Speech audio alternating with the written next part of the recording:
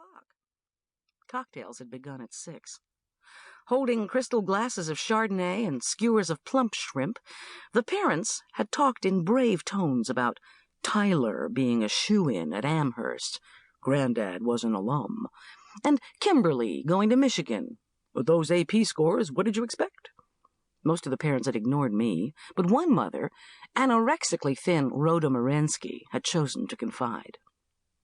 "You know, Goldie," she said, stooping from her height with a rustle of her fur-trimmed taffeta dress, "our Brad has his heart set on Columbia." Greeted with my unimpressed look and decimated platter of shrimp, Rhoda's towering husband, Stan Morensky, elaborated, "Columbia's in New York." I said, "No kidding. I thought it was in South America." Refilling the appetizer platter a little later, I berated myself to act more charming. 5 years ago, Stan Morensky's fast-paced, long-legged stalk along the sidelines, as well as his blood-curdling screams, had been the hallmark of the Aspen Meadow Junior Soccer League. Stan had intimidated referees, opponents, and his team, the Morensky Maulers, of which my son, Arch, had been a hapless member for one miserable spring. I walked back out to the dining room with more skewers of shrimp. I avoided the Morenskys. After that painful soccer season, Arch had decided to drop team sports. I didn't blame him. Now 12, my son had quickly replaced athletics with passions for fantasy role-playing games, magic, and learning French. I'd tripped over more dungeon figures, trick handcuffs, and miniature Eiffel Towers than I cared to remember.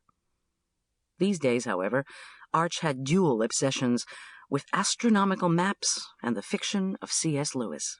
I figured as long as he grew up to write intergalactic travel novels, he'd be okay. With my career as the mother of an athlete over, I had heard only through the town grapevine that the shrill-voiced Stan Morensky had moved on to coaching junior basketball. Maybe he liked the way his threats reverberated off the gym walls. I didn't see the Morenskys for the rest of the dinner. I didn't even think of Arch again until I was fixing the desserts and happened to glance out the kitchen windows. My heart sank. What had started that afternoon as an innocent-looking flurry had developed into the first full-blown snowstorm of the season. This promised icy roads and delays getting back to Aspen Meadow, where my son, at his insistence, was at home without a sitter. Arch had said it would make him happy if I didn't worry about him any more than he worried about me.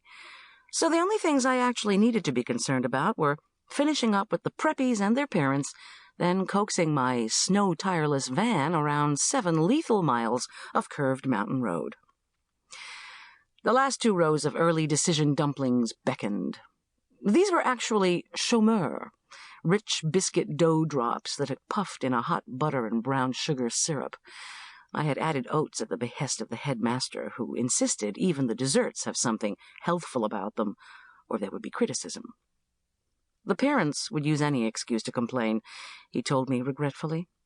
I ladled each dumpling along with a thick ribbon of steaming caramelized sauce into small bowls, then poured cold whipping cream over each. I handed the tray to Audrey Coopersmith, my paid helper this evening. Audrey was a recently divorced mother who had a daughter in the senior class. Gripping her platter of china bowls, chattering against their saucers, she gave me a wan smile beneath her tightly curled Annette Funicello-style hairdo. Audrey wouldn't dream of complaining about the healthfulness of the chômeur. She spent every spare breath complaining about her ex-husband. "I just have so much anxiety, Goldie, I can't stand it. This is such an important night for Heather, and of course Carl couldn't be bothered to come." "Everything's going to be fine," I soothed. "Except that whipping cream might curdle if it doesn't get served soon." She made a whimpering noise, turned on her heel, and sidled out to the living room with her tray. The chômeur had steamed up the kitchen windows. I rubbed a pane of glass with my palm to check on the storm. Brown eyes like pennies. Then my slightly freckled 31-year-old face came into view, along with blonde curly hair that had gone predictably haywire in the kitchen's humidity. Did I look like someone who didn't know Columbia was in New York? Well, those folks weren't the only ones with high SAT scores. I'd gone to prep school. I'd even spent a year at a Seven Sisters college. Not that it had done me any good.